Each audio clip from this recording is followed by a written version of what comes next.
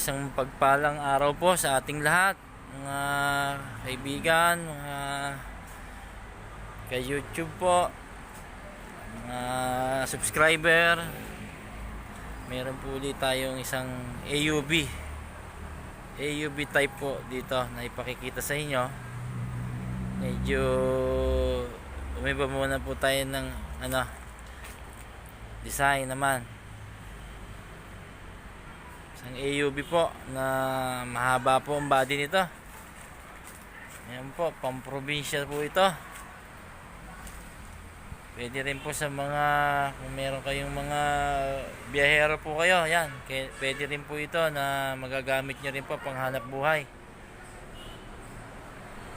Isang AUV po ito na diesel ang makina.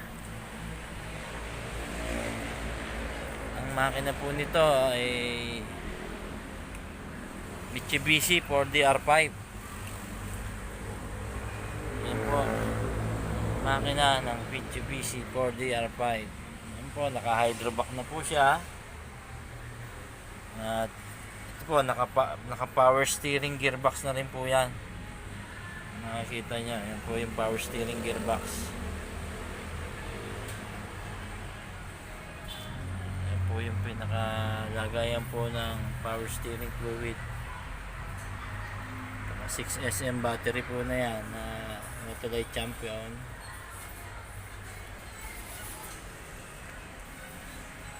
Ito po, kaya naman po niyan dalhin tong mahabang body na to, kasi alam niyo naman po yung 4DR5 talagang isang sa malakas na makina po yan na ginagamit po kahit sa OTJ, kahit sa mga AUV, kahit sa mga passenger jeep po dati na ginagamit po yan, 4DR5. Ito po, kung makikita nyo, mahaba po ang body nito.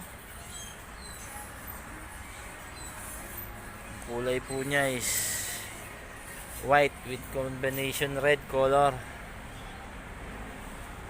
Pakikita ko po sa inyo yung loob kung gaano karami ang passenger na kakasya dito. Ayun po yung loob. Ayun po yung pinto niya sa likod. Hindi lang po ako makaikot doon kasi sagad po doon sa parking sa dulo. Kaya dito ko na lang po kinuhanan siya sa gilid. Ayun po, mahaba po yung kanyang upuan. Bali, hindi po ako nagkakamali, siguro mga 10 to 12 seater po both side.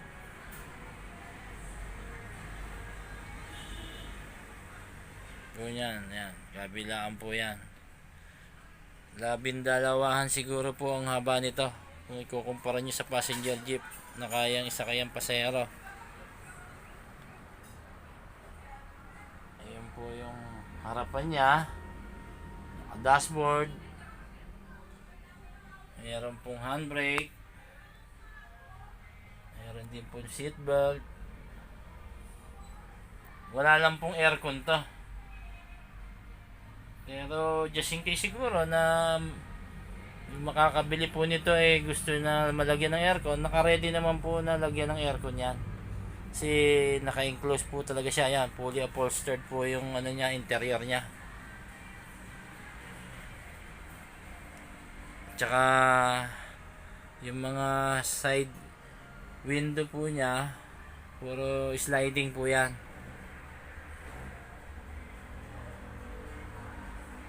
Although ang flooring po niya is galvanized din, pero ayan pinturado naman po na naka-synthetic po ang flooring.